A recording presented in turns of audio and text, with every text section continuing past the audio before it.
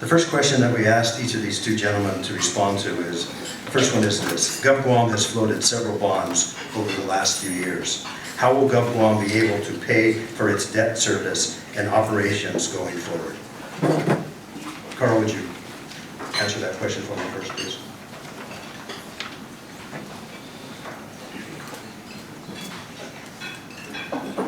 For the record, during my term, 8 years, the highest amount of money I ever borrowed was $150 million.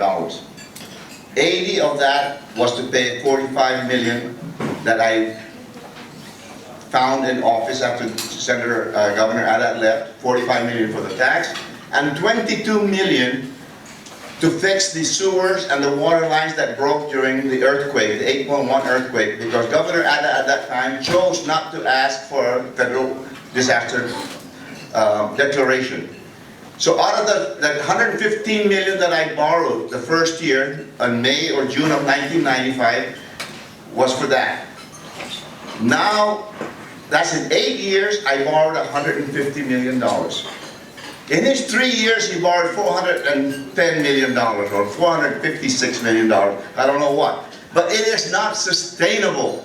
Believe me that right now, the first payment was $80 million this last October 1st, and it's going to go up to $110 million in 2017. But you cannot mortgage the people of Guam, the children of Guam, because things happen here. Things happen to our fragile tourism economy just like that. You could have an Asian economic bubble burst. You could have China doing something, and then suddenly we don't have any more income. You could have another kind of disaster. Luckily for him that we haven't, luckily for us that we had no disaster under him.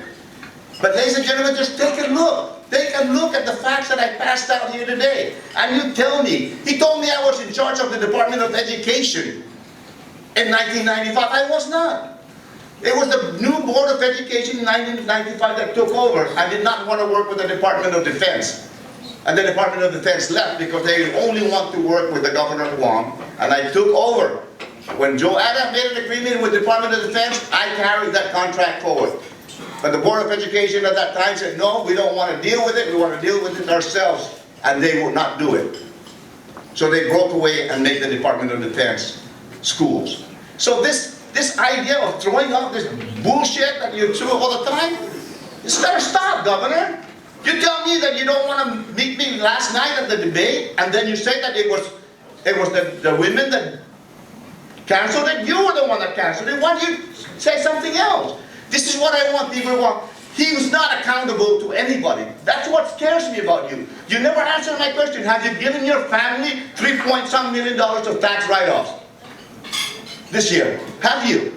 If you don't want to say, would you be amenable to have a forensic audit, a forensic auditing and accounting to find out what you're doing? You want to be transparent.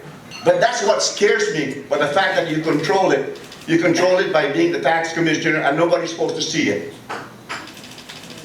And that's what I ask you, Governor.